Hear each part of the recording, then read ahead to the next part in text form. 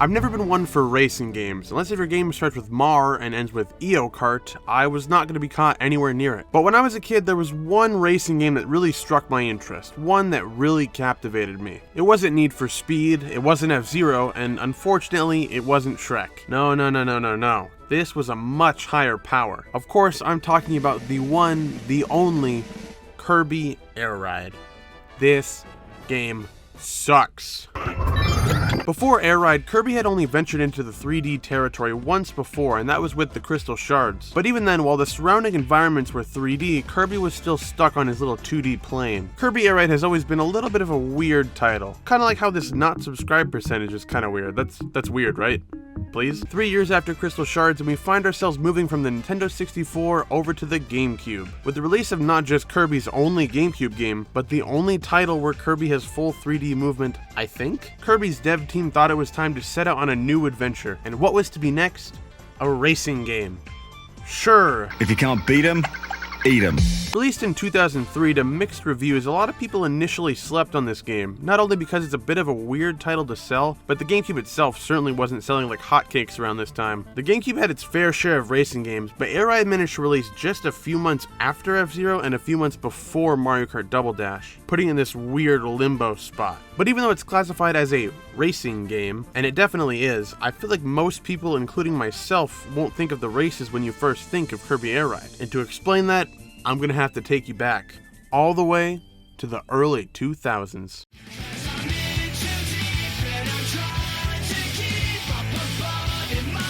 Kirby Air Ride was initially known as Kirby's Air Ride. See?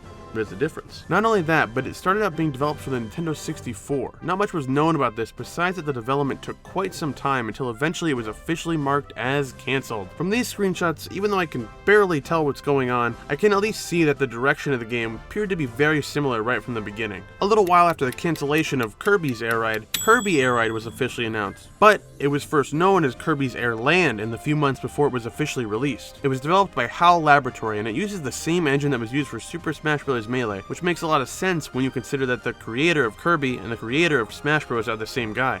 That's right, it was Don Cheadle. Now we've reached Kirby Air Ride's official release, not to be confused with Kirby's Air Ride, the Nintendo 64 title, Kirby's Air Land, the first title for the GameCube game, and especially not Kirby's Air Grind, a minigame in Nightmare and Dreamland. With all that out of the way, we can boot up the game and see that right from the get-go, Kirby means business. His terrifying rampage starts immediately, and there is nothing that will stop Kirby from doing exactly what he wants to do. And that's race with his friends, of course. Honestly though, this cutscene is actually great, and it gives you a perfect sense of how silly and fun the game is going to be before you even jump into it. It ends with Kirby waving to his pals and inviting you, the player, to pull up a warp star and get cruising. Now that we've made it to the title screen of the game, we've got 3 different modes to choose from: Air Ride, Top Ride, and City Trial. Starting from the top, we've got Air Ride. This is the most basic mode in Kirby Air Ride, which makes sense considering the title. In this mode, you'll be racing your friends to the finish amongst several different unique maps, using whatever power-ups you find along the way to get an advantage. As a kid, I played Air Ride a handful, but not a ton. Racing against others is a fun time, and I love how Kirby controls, especially with the variety and all the different vehicles you can unlock. But there's not much else to this mode besides just straight racing, and that's not a bad thing. It is a racing game after all. Still, I find this mode to be the most chill, the most standard one, when you kind of just want to zone out and race. Next up, there's Top Ride. I think fans definitely consider this one to be the strangest of the bunch and potentially the weakest. While I agree it's definitely strange, I don't know if it's the worst one here. Where Air Ride is just a lovable good drive, Top Ride cranks everything up to 11 and puts you on a much smaller map where now there's plenty of items and weapons you can use to damage your opponents and get ahead of them. It's not good for having an actual race, but the laps go by so fast and the levels are actually pretty unique in what small design there is that I always have a blast speeding around with quirky power-ups. It's the same kind of fun you get from turning on a bunch of weird items in Super Smash Bros. Top Ride doesn't give you transformations, but it gives you a lot of fun items to mess around with. So while it might not be better than Air Ride, I certainly think it has an overall appeal to it, and I definitely remember playing it more than Air Ride as a kid. Now we've got the big one, the final mode, City Trial. This is no question the best mode and the one I guarantee 99% of people are going to remember. For this mode, I thought it'd be best to bring in some help, and who better than to call in the best Kirby Air Ride player I know,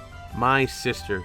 That's right, my sister is Don Cheadle. City Trial has all the players driving around the map, breaking boxes, destroying trees, basically just running rampant on the environment. Also, you can earn some upgrades to your stats. And at the end of every City Trial, you're put into a random game to determine the final winner. It's essentially Smash Run before Smash Run ever came out. You're given about 5 to 7 minutes to prepare and gear up. In that time, you want to try and find a suitable vehicle for the final game, and once it comes around, watch as your sister blitzes off and you lose. I really don't know what it is about this map, but I spent so much time running around here as a kid. There's lots of little crevices and secrets to be found, underground tunnels, whirlpools, the garden, the sky. City Trial even lets you run around as just a regular old Kirby with no vehicle, which led to me trying to climb and maneuver around several different things that I shouldn't have been trying to maneuver around. Look at this statue thing. I don't know what it is, but you can't get up there with a vehicle, you dumb, stupid idiot. But if you hop off and use the skills you've been honing for 20 years, you can make it to the top. Yo, they got McChickens and Kirby.